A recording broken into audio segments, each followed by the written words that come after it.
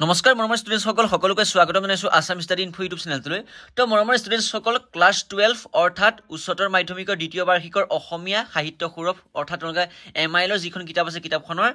Anandaram Barua পাঠটোৰ গুটেই question আনসাৰখিনি আজি আলোচনা কৰিম এই পাঠটো তোমালোকক গুটেইখিনি বুজাইও দিম প্ৰথমৰ পৰা শেষলৈকে গুটে যিটো পাঠ আছে এই গুটে পাঠটোৰ মোষ্ট ইম্পৰ্টেন্ট কোৱেশ্চনখিনি আলোচনা কৰিম লগতে ইয়াৰ যিখিনি অনুশীলনী কোৱেশ্চন আনসাৰ আছে এইখিনিও তোমালোকক গুটেইখিনি কৰাই দিম আৰু পাঠটো বুজাই দিম গতিকে তোমালোকে এইটো ভিডিও অন স্কিপ নকৰিবা কাৰণ স্কিপ কৰি দিলে তোমালোকে এটা ভাল ভিডিও মিছ কৰি দিবা কিয়নো আজি এইটো ভিডিও যদি তোমালোকে শেষলৈকে চোৱা তেনেহলে তোমালোকে হাই সেকেন্ডাৰী পৰীক্ষাৰ কাৰণে আনন্দৰাম বৰুৱা পাঠটো আৰু পঢ়িবলৈ দৰকাৰ নাই যি বুলি কোৱেশ্চন নাহক তোমালোকে ডাইৰেক্ট কৈ দিব পাৰিবা গতিকে নতুনকৈ চেনেলটো সাবস্ক্ৰাইব কৰি নটিফিকেশন বেলটো অলত ক্লিক কৰি দিবা এনেকুৱা ধৰণৰ ইম্পৰ্টেন্ট ভিডিওসমূহ তোমালোকৰ কাৰণে বনাই থাকো আৰু মই হোৱাটছআপ চেনেলত জয়েন হ'বা ডেসক্ৰিপচনত লিংক দি থোৱা আছে হোৱাটছআপ চেনেলত জয়েন হ'বা তাত আমি ইম্পৰ্টেন্ট কোৱেশ্চন আনসাৰ আলোচনা কৰোঁ প্ৰথমতে আহিলে তোমালোকৰ অতি সম প্ৰশ্ন মূল্যাঙ্কন 1 অৰ্থাৎ পৰীক্ষাত আহিলে 1 নম্বৰ আহিব আৰু তোমালোকৰ এইগিটা যিকিটা কোৱেশ্চন এইগিটা কিতাপখনৰ যি অনুশীলনী তাতে তোমালোকে দেখিবা আৰু নিজৰ বহিত এতিয়া ভালদৰে নোট কৰি লিখি লোৱা যাতে স্কুলত যেতিয়া তোমালোকে হোমৱৰ্ক দিব তেতিয়া তোমালোকে যাতে কৰিব পাৰা আৰু মই এই কোৱেশ্চনখিনি আলোচনা কৰাৰ পাছতে লাষ্টত তোমালোকৰ অতিৰিক্ত যিখিনি ভিতৰৰ কোৱেশ্চন সেইখিনি আলোচনা কৰিম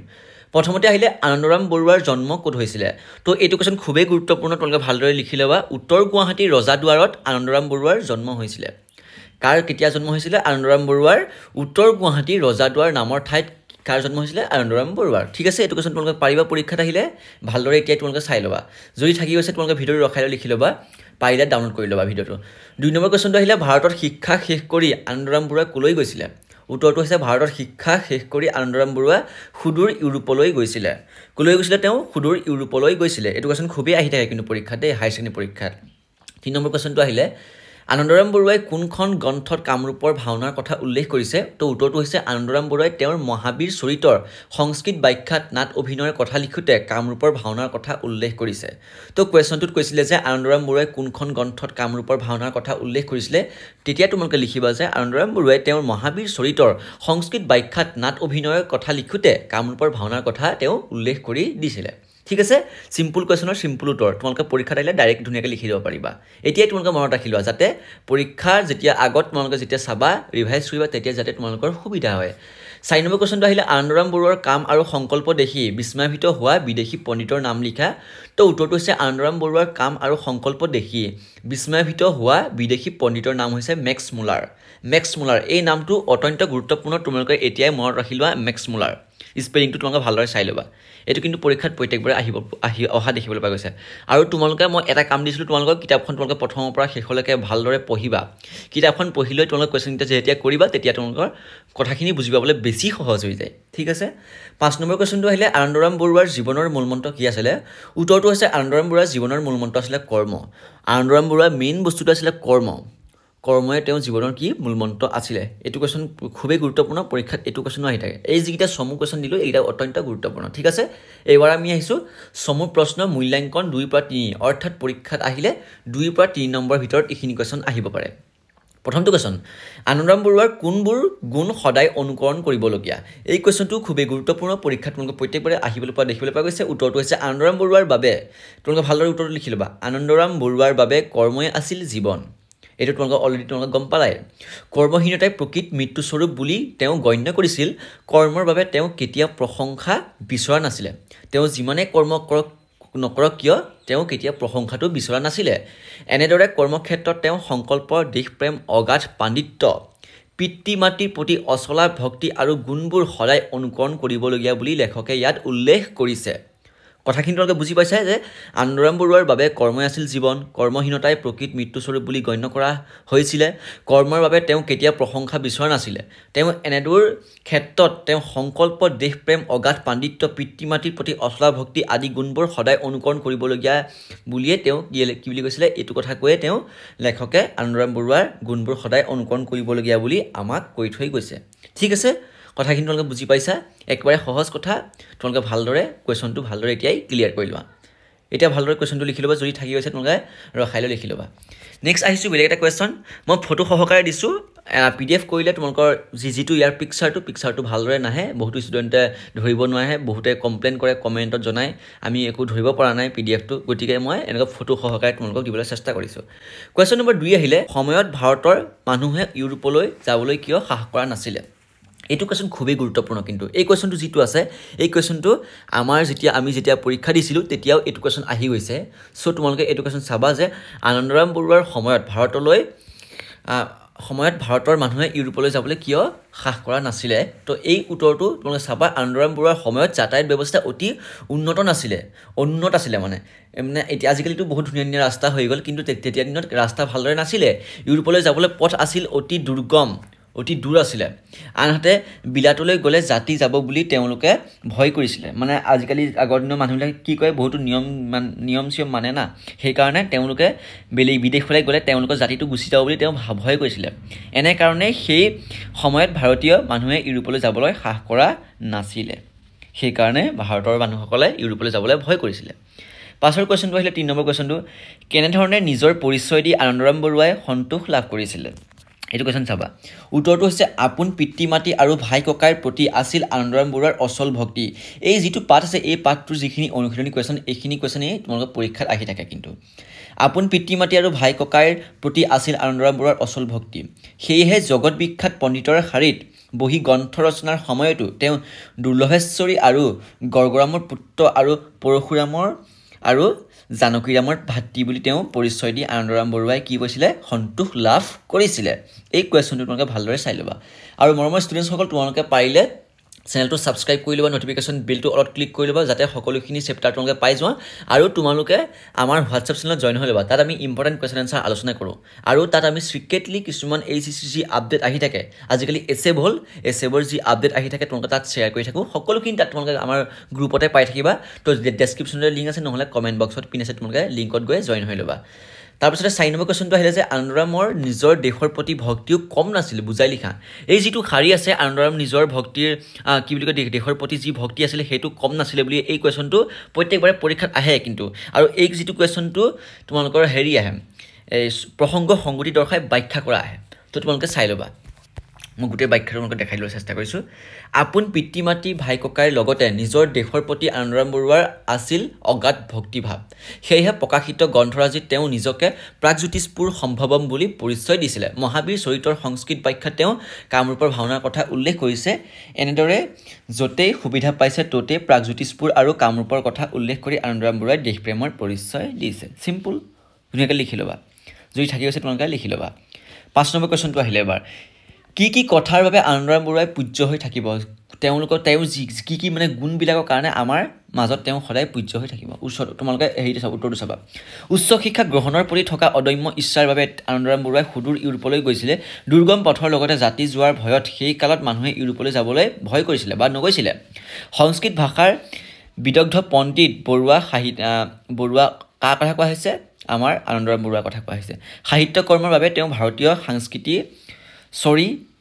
মই স্পীড কৈছোঁ কাৰণে মোৰ অলপ কিছুমান প্ৰনাউন্সিয়েশ্যন ভুল হ'ব তোমালোকে এইটো শুদ্ধ কৰি ল'বা সাহিত্যৰাজিৰ লগত পশ্চিমৰ পণ্ডিতসকলৰ পৰিচয় ঘটিল তেওঁৰ কৰ্মৰাজিৰ বাবে তেওঁ এক নৱযুগৰ আৰম্ভণি ঘটিল এই কামসমূহৰ বাবে আনন্দৰাম বৰুৱাই আমাৰ পূজনীয় হৈ থাকিব বুলি লেখকে উল্লেখ কৰিছে ঠিক আছে এইটো কুৱেশ্যনো তোমালোকক ক্লিয়াৰ পাছৰ আহিলে দীঘল কুৱেশ্যন দীঘল যিখিনি কুৱেশ্যন এইখিনি তোমালোকে যেতিয়া কৰিবা তেতিয়া তোমালোকে গোটেই পাঠটোৰ কথা বুজি পাই যাবা মূল্যাংকন 4 পৰা 5 অৰ্থাৎ পৰীক্ষাত আহিলে 4 পৰা 5 নম্বৰ আহিব তোমালোকে ধুনীয়াকৈ চাই লোৱা গোটেইকেইটা কুৱেশ্যন 1 নম্বৰ কুৱেশ্যনটো আহিলে মহাপুৰুষ পদ্যাংক অনুসৰণ কৰি মানুহে কেনেধৰণে নিজক পৰিচালিত কৰিব পাৰে আনন্দৰাম বৰুৱাৰ পাত্ৰীৰ আধাৰত বুজাই লিখা ঠিক আছে গোটেইটো মই তোমালোকক কৈ দিম এতিয়া সংসাৰত সময়ে এনে কিছুমান মানুহ জন্মগ্ৰহণ কৰে যিসকলে নিজৰ কৰ্ম আৰু আদৰ্শৰে জগতত কীৰ্তি ৰাখি যাবলৈ সক্ষম হয় আন অসমীয়াৰ দৰে সাধাৰণভাৱেই ডাঙৰ দীঘল হোৱা আনন্দৰাম বৰুৱা তেওঁৰ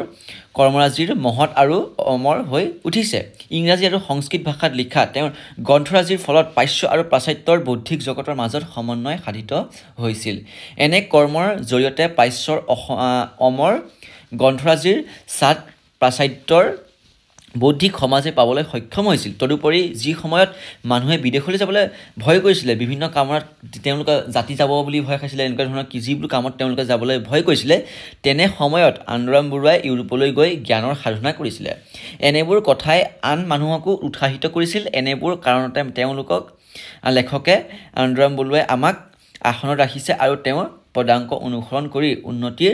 পথত নিজকে পৰিচালিত কৰিব লাগে বুলি উল্লেখ কৰিছে ঠিক আছে এই কোৱেশ্যনটো ধুনীয়াকৈ লিখি লোৱা মই দেখাই দিলোঁ তাৰপিছত তোমালোকে নেক্সট তোমালোকে চাবা পেজটো নেক্সট কোৱেশ্যনটো আহিছে যে একাগ্ৰতা গুণে আনন্দৰাম বৰুৱাক কেনেধৰণে সহায় কৰিছিলে এইটো কোৱেশ্যন চাবা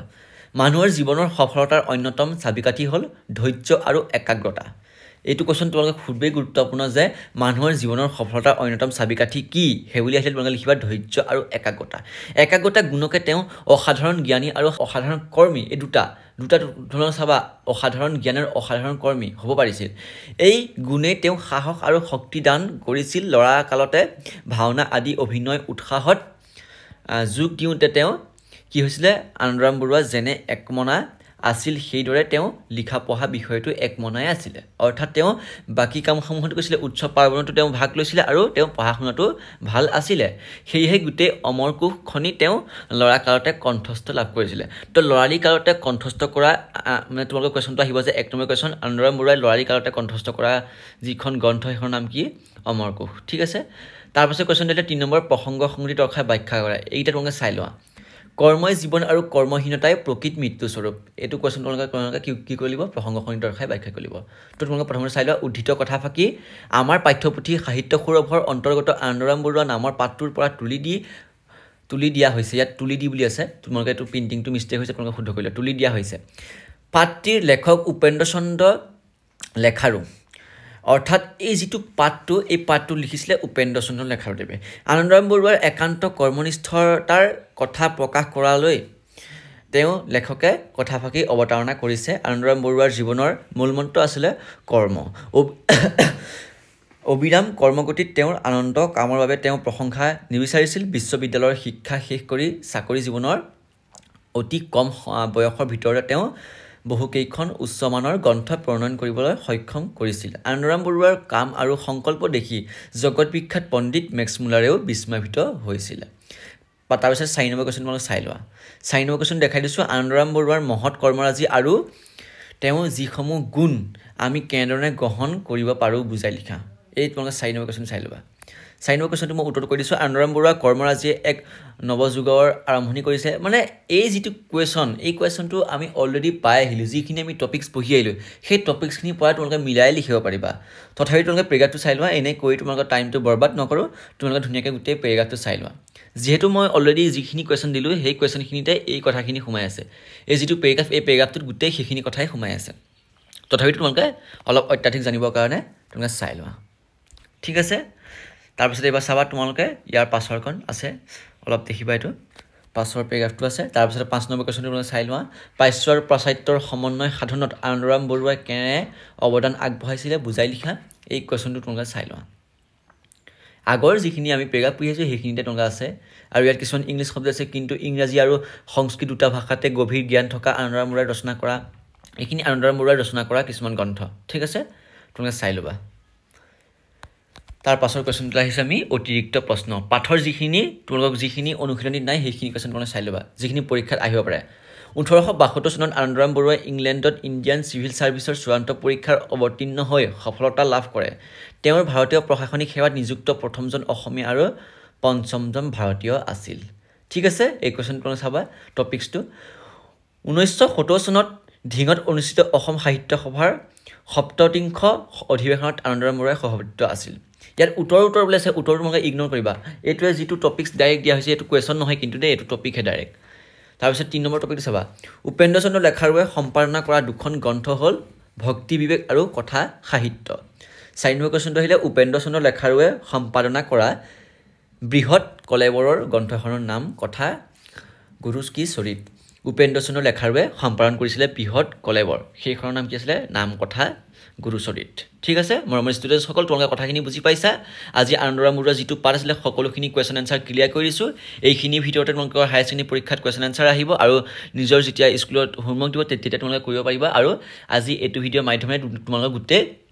আনন্দৰাম বৰুৱাৰ চেপ্টাৰটো ক্লিয়াৰ হৈ গ'ল মৰমৰ ষ্টুডেণ্টসকল নতুনকৈ চেনেলটো ছাবস্ক্ৰাইব কৰি নটিফিকেশ্যন বেলটো অলপ ক্লিক কৰিবা আৰু আছামিজ ষ্টাডিলৈ আহিলে এইটো ভিডিঅ' যিমান পৰা নিজৰ বন্ধু বান্ধৱীৰ শ্বেয়াৰ কৰা আৰু আমাৰ হোৱাটছআপ চেনেলত জইন হ'বা তাত আমি ইম্পৰ্টেণ্ট কুৱেশ্যন এনচাৰ আলোচনা কৰোঁ তো আজিলৈ ভিডিঅ'টো ইমানেই ধন্যবাদ